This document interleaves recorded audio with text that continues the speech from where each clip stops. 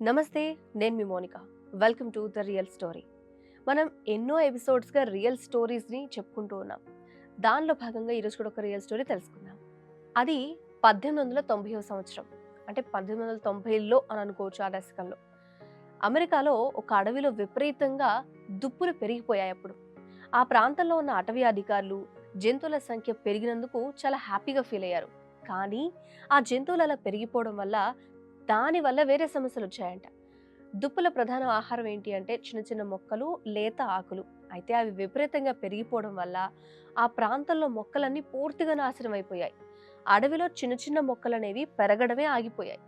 మరి దీనికి వాళ్ళు ఒక సొల్యూషన్ వెతకడానికి ట్రై చేశారు. అటవీ అధికారులు ఆ ప్రాంతంలో ఈ దుప్పులు వేటాడడానికి యాక్సెప్ట్ చేశారు. కానీ వాళ్ళు ఏం చేశారంటే అడవిలో ఉన్న దుప్పులకు బదులు పులులు, తోడేళ్లు వీటిని వేటాడి చంపేశారు. ఇక పులులు, తోడేలు లేకపోవడం వల్ల ఈ దుప్పులనేవి ఇంకా ఎక్కువగా పెరిగిపోయాయి. కొంతకాలం తర్వాత ఏమైంది? ఒక చేదు నిజం తెలుసుకున్నారు అధికారులు. పులులు, తోడేళ్లు అడవిలో ఉన్నప్పుడు బలహీనమైన, అనారోగ్యంతో ఉన్న దుప్పులను అవి వేటాడేవట. వాటి వల్ల ఏమవుతుందంటే బలంగా ఉన్నాయన్నీ కూడా మిగిలిపోయి ఉండేవి. అది దుప్పుల జాతిని ఇంకాస్త బలంగా, ఆరోగ్యంగా పెంచిందంట. కానీ పులులు, తోడేళ్ళు అనేవి లేకపోవడం వల్ల ఈ బలహీనమైన, అనారోగ్యంగా ఉన్న దుప్పులు కూడా జీవించున్నాయి.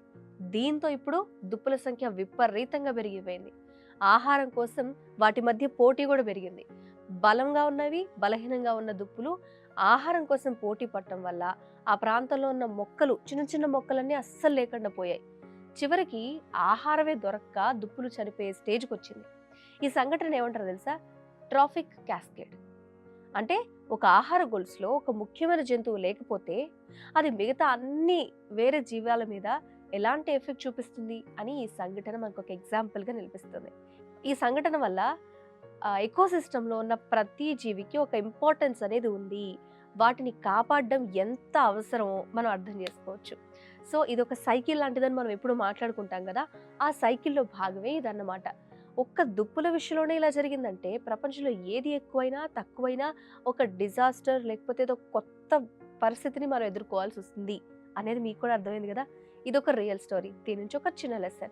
మీరేమంటారు? మీ అభిప్రాయం ఏంటి? కామెంట్ రూపంలో తెలియజేయండి. Thanks for watching. ఇలాంటి రియల్ స్టోరీస్ ఎన్నో మీకు మేము అందిస్తాం.